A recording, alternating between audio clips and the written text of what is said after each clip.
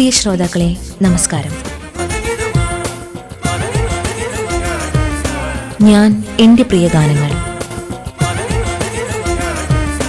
ഇന്ന് ഞാൻ എൻ്റെ പ്രിയ ഗാനങ്ങളിൽ അതിഥിയായി എത്തുന്നത് കഥാകൃത്തും നിരൂപകനുമായ VR സുധീഷ്. സ്റ്റുഡിയോയിൽ അദ്ദേഹത്തോടൊപ്പം MV ശശികുമാർ.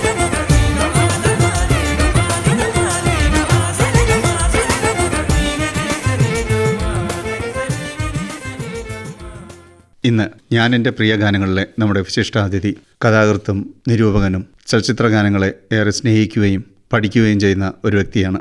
അതെ, ശ്രീ VR സുധീഷാണ് നമ്മുടെ ഇന്നത്തെ വിശിഷ്ടാതിഥി. സ്നേഹത്തോടെ ബഹുമാനത്തോടെ ശ്രീ VR സുധീഷിനെ സ്വാഗതം ചെയ്യുന്നു. നമസ്കാരം.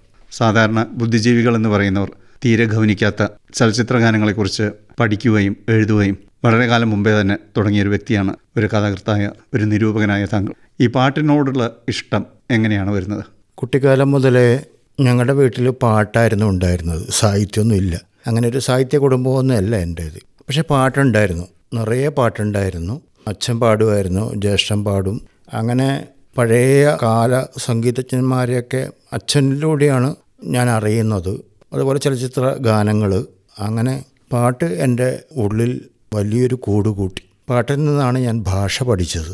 അന്നത്തെ പാട്ടുകളെന്ന് പറഞ്ഞാൽ കവികൾ എഴുതിയ പാട്ടുകളാണ്. ഭാസ്കരൻ മാഷെ പോലെ, വയലാറിനെ പോലെ, ONV-യെ പോലെ, ശ്രീകുമാരൻ തമ്പിയെ പോലെയുള്ള ആളുകൾ എഴുതിയ പാട്ടുകളിൽ നിന്നാണ് ഞാൻ ഭാഷ പഠിച്ചത്. അതിമനോഹരമായ വരികളിൽ നിന്നാണ് ഞാൻ ഭാവന ചെയ്തത്. പലതും നമുക്ക് അറിഞ്ഞുകൂടാ, ആരോടും സംശയമൊന്നും ചോദിക്കാനൊന്നും പറ്റില്ല. ഒരു പാട്ടിൻ്റെ ഈ വരി എന്താണ്, ഇപ്പം അന്ധകാരം എന്നുള്ള വാക്കിൻ്റെ അർത്ഥം പോലും നമുക്ക് അറിയില്ല. എന്ന് ശബ്ദധാരാവിലൊന്നും നമുക്ക് ഇല്ല, വിക്കിപീഡിയ ഇല്ല, ഒന്നുമില്ല. അന്ധകാരം, മുന്നിൽ മുഖമാം ചക്രവാളം എന്താണെന്ന് നമുക്ക് അറിയില്ല.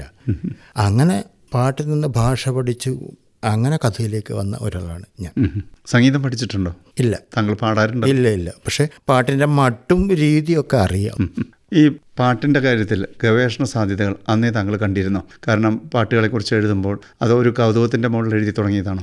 പാട്ടിനെക്കുറിച്ചും പ്രത്യേകിച്ചും വരികളെക്കുറിച്ചൊക്കെ പറയണം എന്നുള്ളൊരു ആഗ്രഹം എനിക്കുണ്ടായിരുന്നു. കാരണം ഈ പാട്ടിനെ ആരും തിരിഞ്ഞു നോക്കാറില്ല. അതെന്തോ ഒരു നീച ജാതിയാണ് എന്നുള്ള രീതിയിൽ ആളുകളൊക്കെ അങ്ങനെ വിട്ടു.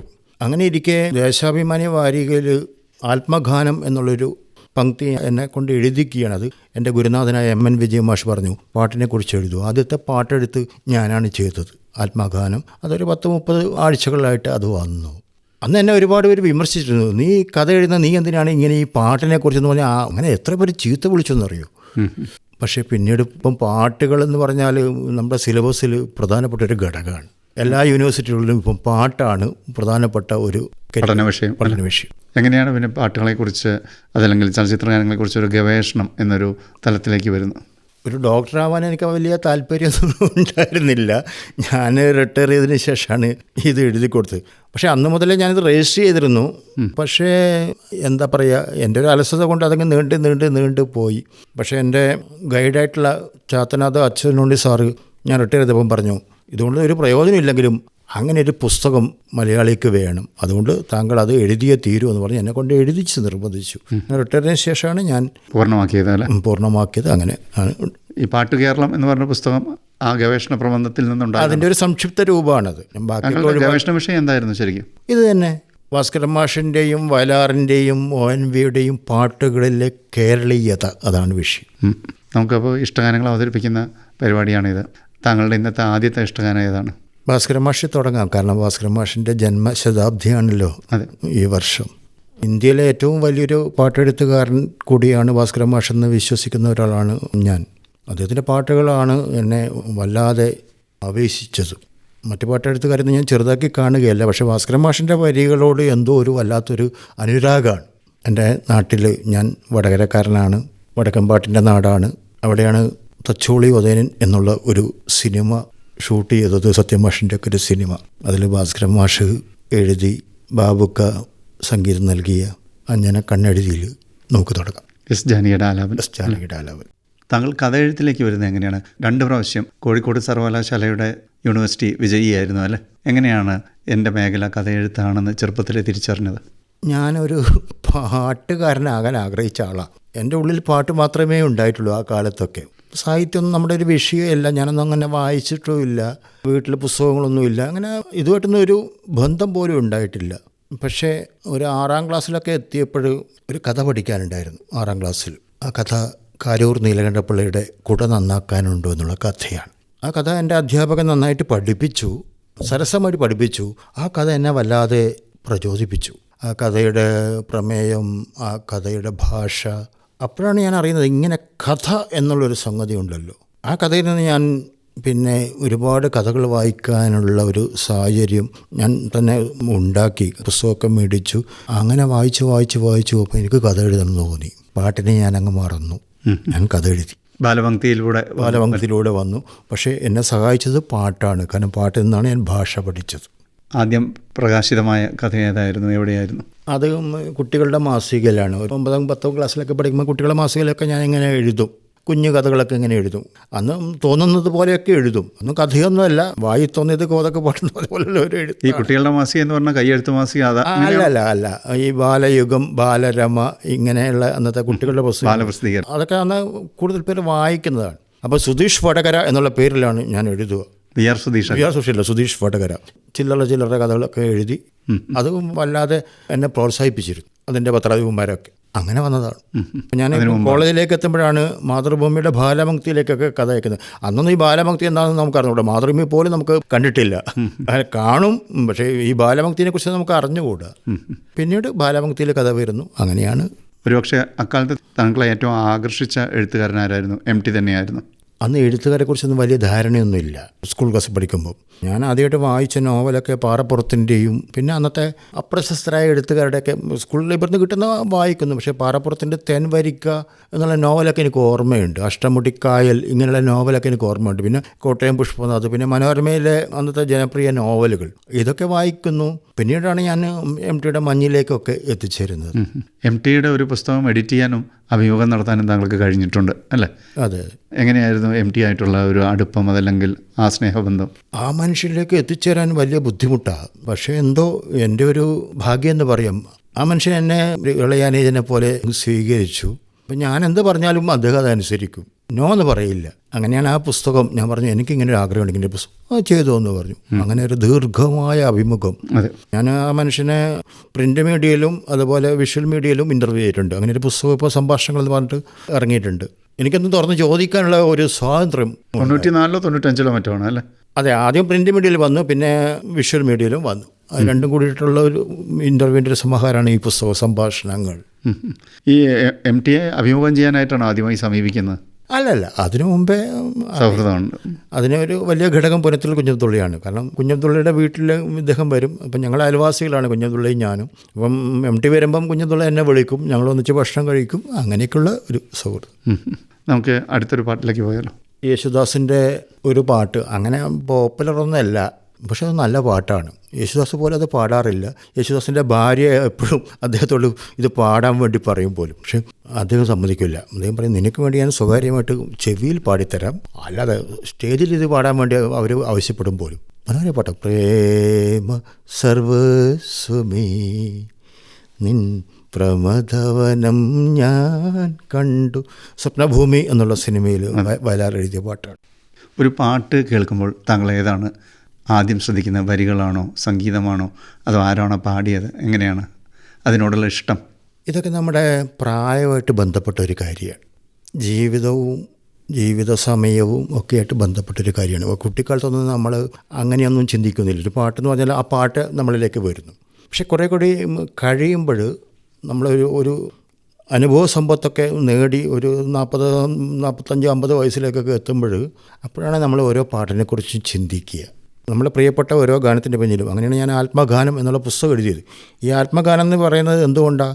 അത് നമ്മുടെ ആത്മാവിനെ എവിടെയോ ഏതോ ഒരു സന്ദർഭത്തിൽ അത് സന്ധിച്ചിട്ടുണ്ട്, ഒരു സന്ധി അവിടെ ഉണ്ടായിട്ടുണ്ട്. അങ്ങനെയാണ്. അപ്പോൾ എന്നോട് ഏറ്റവും ഇഷ്ടപ്പെട്ട വരികൾ ഏതാണെന്ന് ചോദിച്ചാൽ ഒരുപാട് വരികൾ പറയാൻ പറ്റും. പക്ഷേ ഞാൻ ആദ്യം പറയുക, ജന്മജന്മാന്തരങ്ങളിലൂടെ 2 സ്വപ്നാടകരെ പോലെ കണ്ടുമുട്ടിയ നിമിഷം നമ്മൾക്കെന്താത്മ നിർവൃതിയായിരുന്നു. എം രാജയുടെ പാട്ട് മനസ്സശ്ശേരി മാപ്പ് തരൂ. ഒരുപക്ഷെ കഥകളിൽ ഒരുപാട് പ്രണയം എഴുതിയിട്ടുള്ളൊരു വ്യക്തിയാണ്. പ്രണയം മാത്രമല്ല, വേദനയും. പ്രണയകഥകൾ, കവിതകൾ താങ്കൾ എഡിറ്റ് ചെയ്തിട്ടുണ്ട്. പ്രണയ പുസ്തകം എന്ന് പറഞ്ഞൊരു പുസ്തകം തന്നെയുണ്ട്. പ്രണയ ചന്ദ്രകാന്തം ലേഖന സമാഹാരം, അങ്ങനെ ഒരുപാട് പ്രണയം എഴുതിയിട്ടുണ്ട്.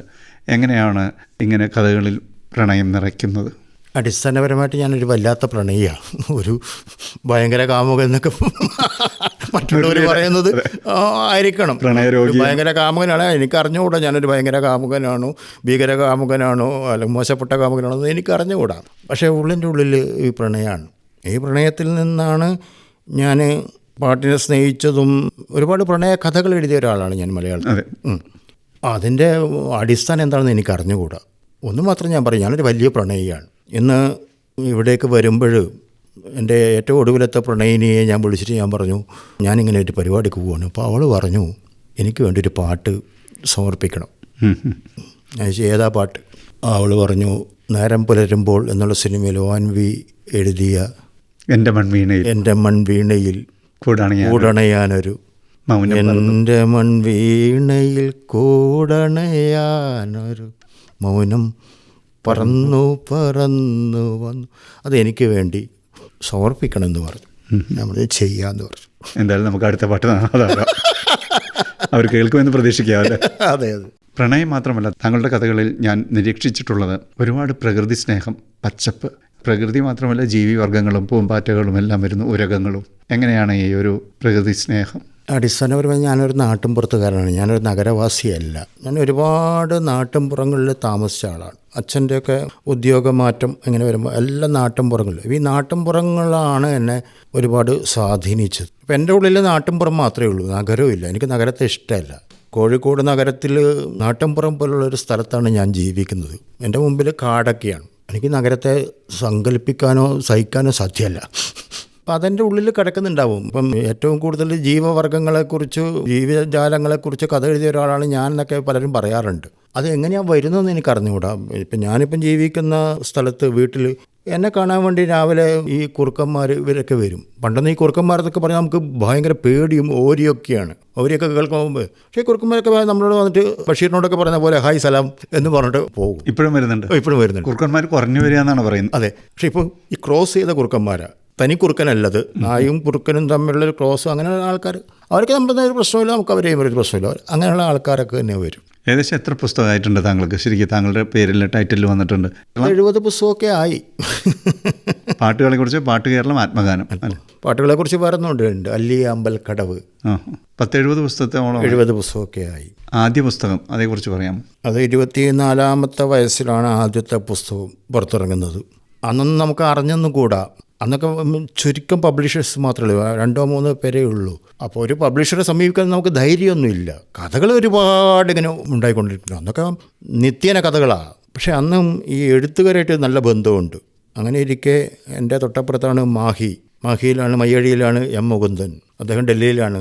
അപ്പം ഓരോ വർഷവും അദ്ദേഹം വേനലവധിക്ക് വരും. അപ്പോൾ കുഞ്ഞബ്ദുള്ളയുടെ വീട്ടിൽ വരും. അപ്പോൾ ഞങ്ങളിങ്ങനെ കാണും. ഒരിക്കലും M. മുകുന്ദൻ വന്നപ്പോൾ എന്നോട് ചോദിച്ചു, നിൻ്റെ കഥകൾ ഒരുപാടായല്ലോ, നിനക്കൊരു പുസ്തകം ഇറക്കണ്ടേ? എനിക്ക് മുകുന്ദട്ട, എനിക്കിതൊന്നും അറിഞ്ഞുകൂടാ.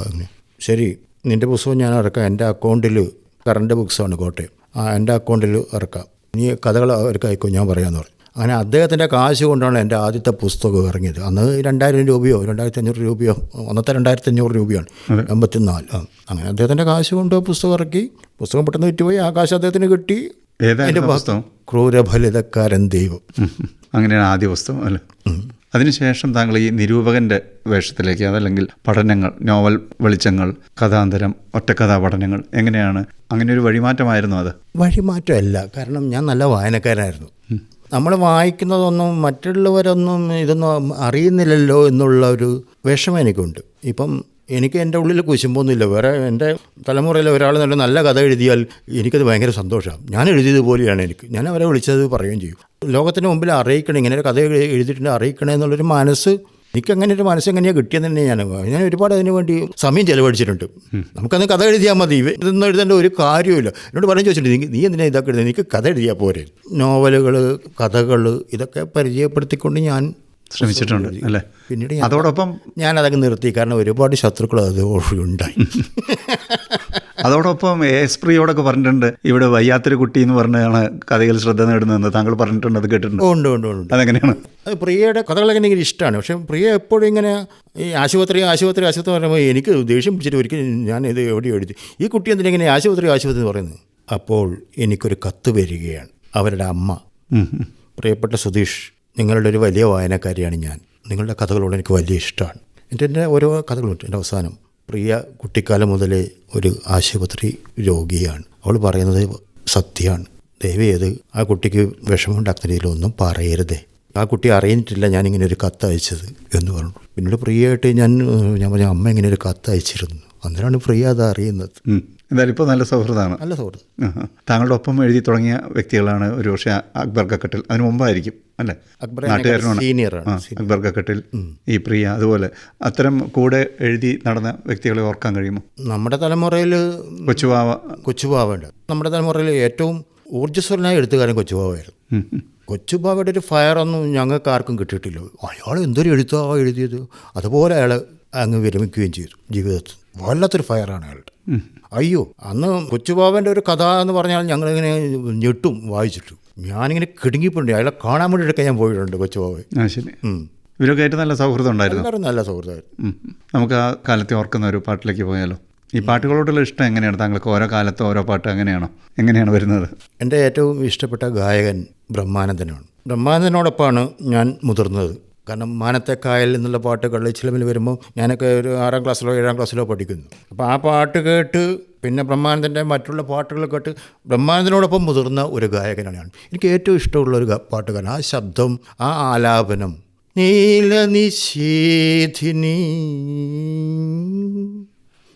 അല്ലെങ്കിൽ ഉദയ സൂര്യൻ നമ്മെ ഉറക്കുന്നു. ആ മനുഷ്യൻ ഞാൻ ഒരിക്കലേ കണ്ടിട്ടുള്ളൂ. ഞാൻ ജീവിതത്തിൽ ആദ്യമായിട്ട് ഒരാളുടെ കാൽക്കൽ വീണത് ഈ ബ്രഹ്മാനന്ദൻ്റെയോ. പക്ഷേ ഞാൻ കാൽക്കൽ വീണ അയാൾ എന്നെ അനുവദിച്ചില്ല. ആൾ ദേഷ്യമൊക്കെ വന്നു, എന്താ എൻ്റെ കാൽക്കൽ? ഞാൻ പറഞ്ഞു, എനിക്ക് വീണേ തീരുമെന്ന് പറഞ്ഞു.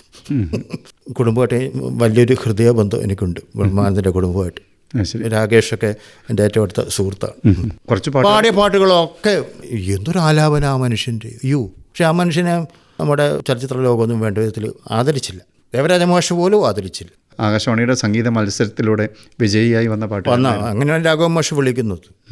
അപ്പോൾ നമുക്കിനി ബ്രഹ്മാനന്ദൻ്റെ ഒരു പാട്ടിലേക്ക് പോയല്ലോ? തീർച്ചയായിട്ടും. ഏത് പാട്ടാണ് വേണ്ടത്? ഉദയസൂര്യനായിക്കോട്ടെ. എപ്പോഴെങ്കിലും താങ്കൾ ആകാശവാണിയുടെ ഭാഗമായിട്ടുണ്ടോ? എങ്ങനെയാണ് ആകാശവാണിയിൽ ആദ്യമായിട്ട് വരുന്നത്? അത് പറയുകയാണെങ്കിൽ നിങ്ങൾ ഞെട്ടും.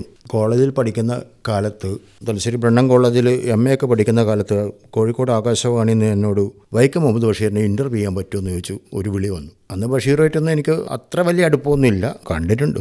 ഞാൻ ചെയ്യാമെന്ന് പറഞ്ഞു. അപ്പോൾ ഇവർ പറഞ്ഞു, ചോദ്യങ്ങൾ ഒന്ന് എഴുതി തരണം, അത് ബഷീറിന് കൊടുക്കണം. ശരിയെന്ന് പറഞ്ഞു. അങ്ങനെ ഞാൻ ചോദ്യങ്ങൾ എഴുതി കൊടുത്തു. പിന്നെ എന്നെ കൊണ്ട് ആകാശവാണി ബഷീറിൻ്റെ വീട്ടിലേക്ക് പോവുകയാണ്. അപ്പം ബഷീർ മറുപടിയൊക്കെ ഇങ്ങനെ എഴുതി വെച്ചിരിക്കുക. ഞാൻ ചോദ്യങ്ങൾ ചോദിക്കുന്നു, ഇദ്ദേഹം മറുപടി പറയുന്നു, ഇത് റെക്കോർഡ് ചെയ്യുന്നു. ഞാൻ എന്ത് ചോദിക്കുമ്പോൾ ഈ മനുഷ്യൻ എന്നെ സാറെന്നാണ് വിളിക്കുന്നത്. അന്ന് കോളേജ് അധ്യാപകനാണോ അതോ? കോളേജ് പഠിക്കുകയാണ് ഞാൻ. ബ്രണ്ണൻ കോളേജിൽ MA ഒക്കെ പഠിക്കുന്ന എന്നെ സാറേ, അത് സാറേ ഇങ്ങനെ. ഈ ഇൻ്റർവ്യൂവിനിടയിൽ എനിക്ക് സാറേ എന്നൊന്നും വിളിക്കാൻ എന്നൊന്നും പറയാനൊന്നും പറ്റുന്നില്ല. ഇത് ഇൻ്റർവ്യൂ ഇങ്ങനെ റെക്കോർഡ് ചെയ്യില്ലേ. എന്നെ സാറേ എന്നേ വിളിക്കുന്നുള്ളൂ. അയ്യോ, അതൊരു ഭീകര അനുഭവമായിരുന്നു എനിക്ക്. പിന്നീട് നല്ല സൗഹൃദമായോ? ഭയങ്കര സൗഹൃദമായി. അത് നല്ല ഇൻ്റർവ്യൂ ആയിരുന്നു. അതിൻ്റെ ടാപ്പ് ഇപ്പോഴും എൻ്റെ കയ്യിലുണ്ട്, അന്നത്തെ ഒരു കാസറ്റ്. അസുലഭമായ ഒരു ഭാഗ്യമായിരുന്നു അത്. ബഷീറിൻ്റെ ഒപ്പം ഇപ്പോഴും റേഡിയോ അതല്ലെങ്കിൽ ഒരു കോളാമ്പി പാട്ട് ഉണ്ടായിരുന്നു എന്ന് കേട്ടിട്ടുണ്ട്.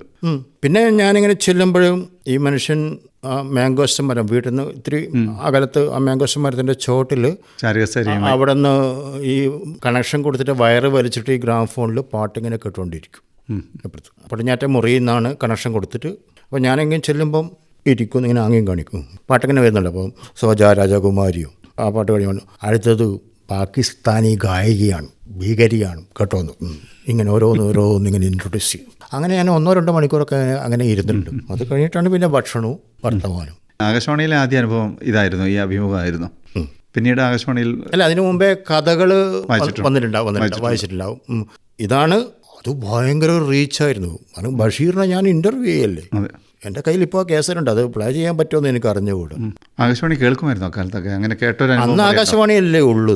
ഈ ആകാശവാണിയിലേക്ക് ഇങ്ങനെ ചെല്ലുമ്പം, കഥ വായിക്കാനൊക്കെ ചെല്ലുമ്പോൾ ഒരുപാട് മഹാരഥന്മാരൊക്കെ അപ്പുറത്തും ഇപ്പുറത്തൊക്കെ ഉണ്ടാവും. അപ്പോൾ അവസാനം നമുക്ക് ഈ കാശ് തരുമല്ലോ. അപ്പോൾ അവിടെയെങ്കിലും ചെല്ലുമ്പം നെല്ലിക്കോട് ഭാസ്കരൻ, ഇപ്പുറത്തെ ബാലങ്കേ നായർ, അത് നമുക്ക് വലിയ കൗതുകമാണ്. കാരണം ഈ സിനിമയിൽ കണ്ട നടന്മാരെ നമ്മൾ നേരിട്ട് ഇങ്ങനെ കാണുകയല്ലേ. നമുക്ക് അടുത്തൊരു ഗാനത്തിലേക്ക് പോയാലോ? തീർച്ചയായിട്ടും. ജാനകിയമ്മയുടെ പാട്ടിനോടായിരുന്നു എനിക്ക് പണ്ട് മുതലേ ഏറ്റവും കൂടുതൽ ഇഷ്ടം. ഒരിക്കൽ നമ്മുടെ നിരൂപകൻ KP അപ്പൻ സാറ് എന്നോട് ചോദിച്ചു, ജാനകിയുടെ പാട്ടാണോ സുശീലയുടെ പാട്ടാണോ ഇഷ്ടം എന്ന് ചോദിച്ചു. ഞാൻ ജാനകിയുടെ പാട്ടാണ്.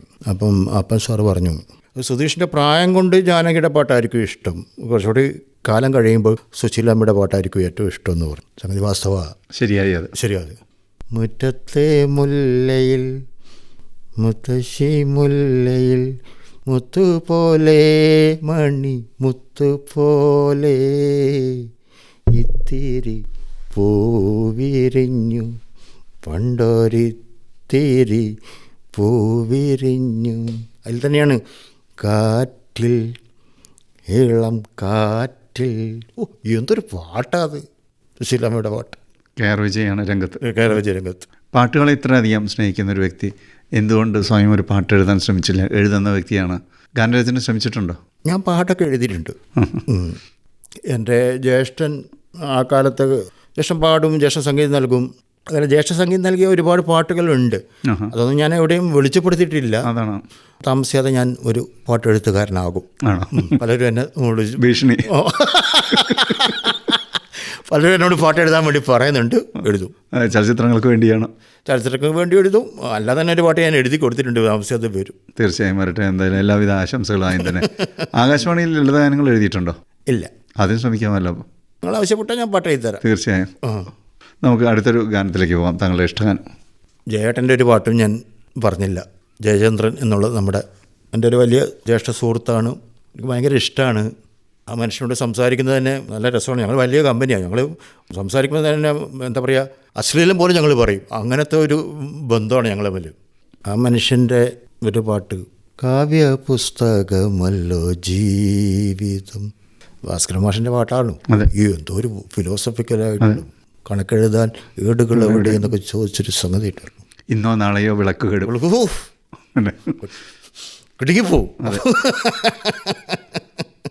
നമുക്ക് ആ ഗാനത്തിലേക്ക് പോകാം. പൊതുവെ ചലച്ചിത്രങ്ങളൊക്കെ വളരെ താല്പര്യത്തോടെ കാണുന്ന വ്യക്തിയല്ലേ താങ്കൾ? ഫിലിം ഫെസ്റ്റിവലിനെല്ലാം താങ്കളെ കണ്ടിട്ടുണ്ട്. എങ്ങനെയാണ് ചലച്ചിത്രങ്ങളോടുള്ള സമീപനം? ഞാനൊരു സിനിമാ ഭ്രാന്തനാണ് പണ്ട് മുതൽ. പാട്ടിനോടുള്ള ഭ്രാന്തുണ്ട്, സിനിമയോടുള്ള ഭ്രാന്തുണ്ട്, ചില അഭിനേതാക്കളോടുള്ള ഭ്രാന്തുണ്ട്. അതാരോടാണ്? അത് സത്യമാഷിനോടാണ്.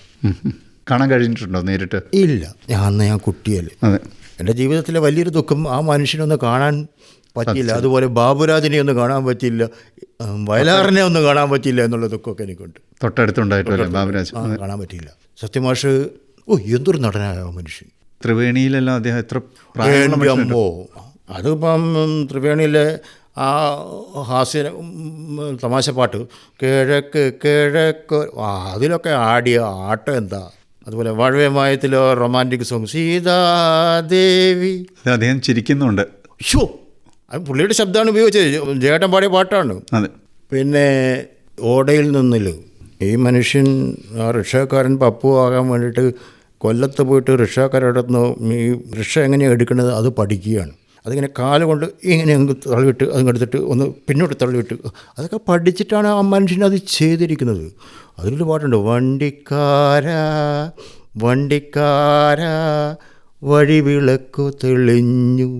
വയലാറ് എന്ത് നാളെ നാളെ നാളെ അല്ലേ? നാളെ നാളെ നാളെ ഇയാളുടെ നാളെയിലേക്കാണ് ആ പാട്ട് പോകുന്നത്. അവസാനമായിട്ട് നമുക്കൊരു പാട്ടിലേക്ക് ഓടി പോവാം. അതെൻ്റെ പ്രിയ സ്നേഹിതൻ നമ്മളോടൊപ്പം ഇല്ല, ഗിരീഷ് പുത്തഞ്ചേരിയാണ്. ഞങ്ങൾ ഏകദേശം അയൽവാസികളാണ്, അടുത്ത സുഹൃത്തുക്കളാണ്. ഗിരീഷ് എപ്പോഴും പാട്ട് എഴുതി വന്നാൽ ഞാനുമായിട്ടാണ് പങ്കുവെക്കുക. എന്നോട് പറയും, ഞാൻ ഇങ്ങനൊരു പാട്ട് എഴുതിയിട്ടുണ്ടെന്ന് പറഞ്ഞാൽ അയാൾ പാടിത്തരും. അപ്പോൾ ഞാൻ പറയും, ഈ പാട്ടിന് ഇത്തവണ എനിക്ക് സ്റ്റേറ്റ് അവാർഡ് ഉറപ്പാണ്. അപ്പോൾ ഞാൻ പറഞ്ഞൊക്കെ ഭരിച്ചിട്ടുണ്ട്, അയാൾക്ക് സ്റ്റേറ്റ് അവാർഡ് കിട്ടിയിട്ടുണ്ട്. മിടുക്കനായ പാട്ടെടുത്തുള്ളൂ. അയ്യോ, ഞാൻ കണ്ടിട്ടുണ്ട് 5 മിനിറ്റ് കൊണ്ടൊക്കെയാണ് പാട്ടെഴുതി. ഒരു ട്യൂണങ്ങ് കൊടുത്താൽ ഉടനെ 5 മിനിറ്റ് കൊണ്ടൊക്കെ ആ മനുഷ്യൻ പാട്ട് എഴുതി കളി. പുള്ളി വയലാറിൻ്റെ വലിയൊരു ആരാധകനാണ്.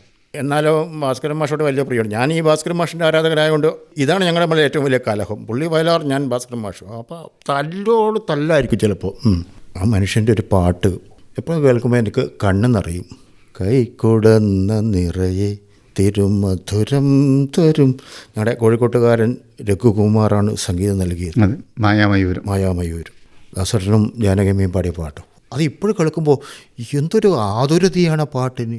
വിഷാദത്തിൻ്റെ അങ്ങേയറ്റത്തൊരു നീലിമയിലേക്ക് നമ്മളെ കൊണ്ടുപോകുന്നൊരു പാട്ടാണ്, വല്ലാത്തൊരു പാട്ട്.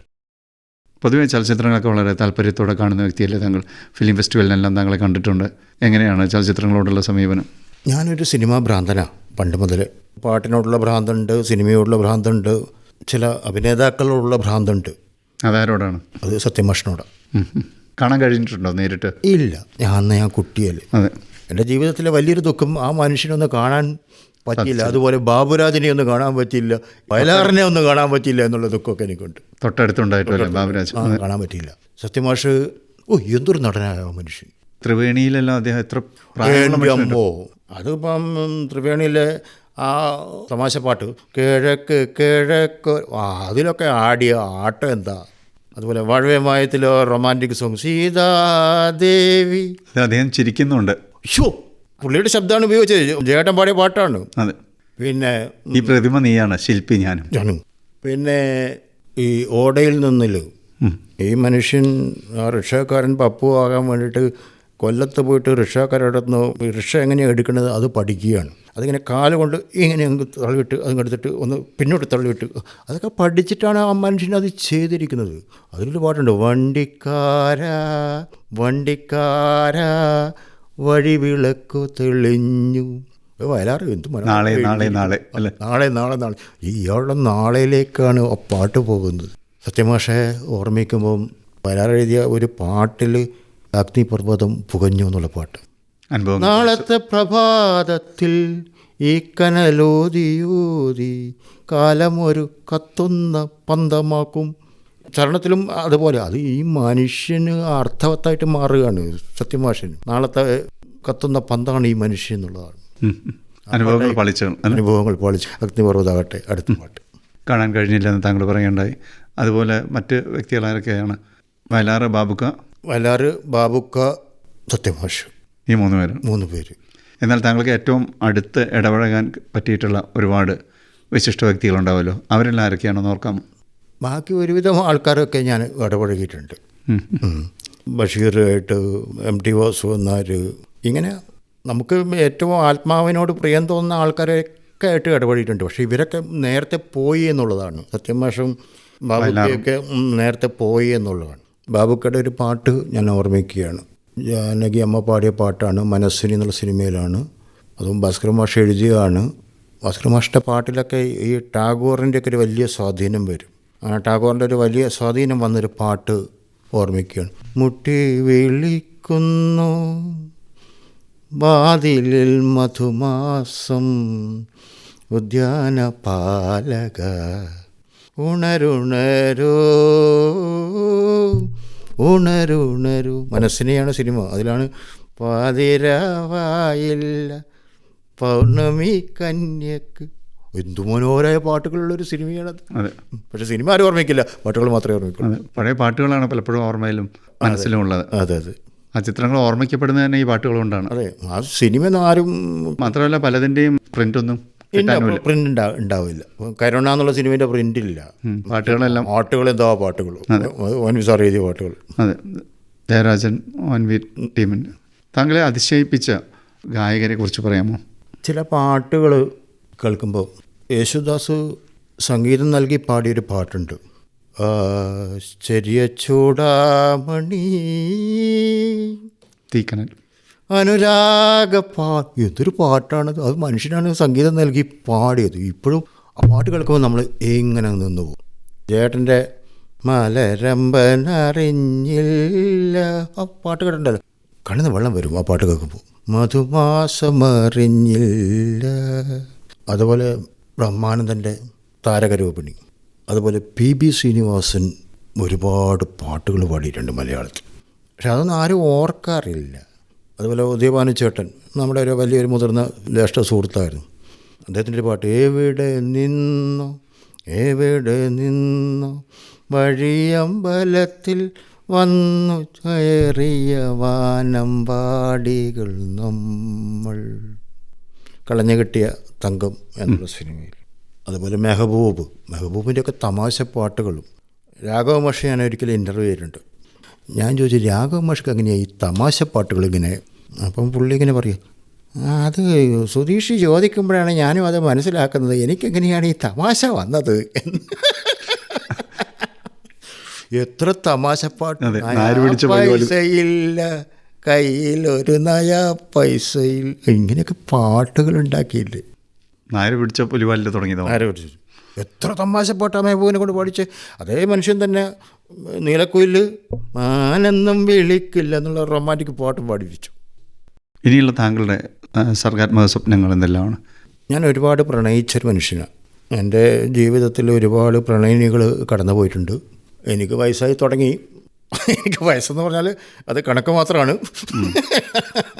മനസ്സെപ്പോഴും ചെറുപ്പമാണെന്ന്. മനസ്സ്. ഈ പ്രണയിനികളിൽ നിന്ന് ഞാൻ തിരഞ്ഞെടുത്ത ഒരു 25 പ്രണയിനികളെക്കുറിച്ചൊരു പുസ്തകം എഴുതുവാണ്. അത് ഈ നവംബറോടുകൂടി പുസ്തകം ഇറക്കും. പേര് കൂട്ടുകാരികൾ. അത് അവരുടെ ജീവിതത്തെ ബാധിക്കില്ലേ അങ്ങനെ എഴുതുമ്പോൾ? ഞാൻ എല്ലാവരുടെ അനുവാദം മേടിച്ചു. അതിൽ 4 പേര് മരിച്ചുപോയി. അപ്പോൾ അവരുടെ അനുവാദം മേടിക്കാൻ പറ്റില്ല. ബാക്കിയുള്ളവരുടെ അനുവാദം മേടിച്ചപ്പോൾ ചിലർ പറഞ്ഞു പേര് മാറ്റിക്കള, സ്ഥലവും മാറ്റിക്കള, കുഴപ്പമൊന്നുമില്ല. ചിലർ പറഞ്ഞു എൻ്റെ പേര് അതുപോലെ തന്നെ വേണമെന്ന് പറഞ്ഞു. അങ്ങനെ കൂട്ടുകാരികൾ എന്നുള്ളൊരു പുസ്തകം വരുന്നു. അത് മാതൃഭൂമി പ്രസിദ്ധീകരിക്കും. ചെറുകഥയിൽ നിന്ന് നോവലിലേക്ക് അങ്ങനെ ഒരു പ്രതീക്ഷിക്കാമോ? ഒരു നോവൽ എഴുതിക്കൊണ്ടിരിക്കുന്നു, കൂട്ടുകാരികൾ എഴുതുന്നു, ഒരു നോവൽ എഴുതുന്നു, വേറെ ഒരു പുസ്തകമുണ്ട്. അതിനെക്കുറിച്ച് പറയാനായിട്ടില്ല. എന്തായാലും എഴുത്തിൻ്റെ ലോകത്ത് താങ്കൾക്ക് വലിയ നേട്ടങ്ങളുണ്ടാവട്ടെ എന്ന് ആശംസിക്കുന്നു. ആകാശവാണിയുടെ സ്റ്റുഡിയോയിൽ വന്ന് ഇത്രയും സമയം ചെലവഴിച്ചതിന് പ്രത്യേകം നന്ദി പറയുന്നു. നന്ദി, നമസ്കാരം. കഥാകൃത്തും നിരൂപകനുമായ VR സുധീഷ് അതിഥിയായി പങ്കെടുത്ത ഞാൻ എന്റെ പ്രിയഗാനങ്ങളാണ് ശ്രോതാക്കൾ ഇതുവരെ കേട്ടത്. നിർവഹണം MV ശശികുമാർ. നിർവഹണ സഹായം വിനോദ് പ്രഭാകർ.